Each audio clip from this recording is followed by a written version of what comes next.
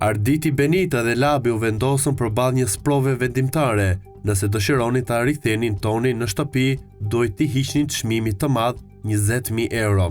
Pas diskutimeve, Treshja mori vendimin për të thënë po, duke pranuar uljen e shumës së çmimit në kombim të rikthimit të Tonit. Megjithatë, ky vendim nuk u prit mirë nga të gjithë banorët. Vendimi i tyre shkaktoi pakënaqësi të dukshme në shtëpi, duke hapur debate dhe tensione mes banorëve, të cilët nuk ishin të gjithë dakord me sakrificën financiare për rikthimin e një banori të eliminuar.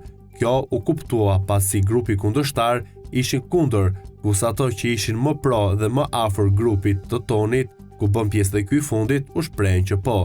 Situata pritet të ndikojë ndjeshëm në raportet dhe dinamikat e lojës në vazhdim, ku duhet theksuar se Toni, i cili ka qëndruar 24 orë larg shtëpisë së Big Brotherit në kontakt me informacionin, sapo u fut në shtëpi, pasqyroi atë çfarë kishte shikuar dhe po jepte informacione, ku më e forta ishte ajo që u shpreh se Klodi po luan me biseksualitetin e tij në lidhje me raport me lëndrimin dhe ngacmimin që ka me Benitën, por edhe me Elionën.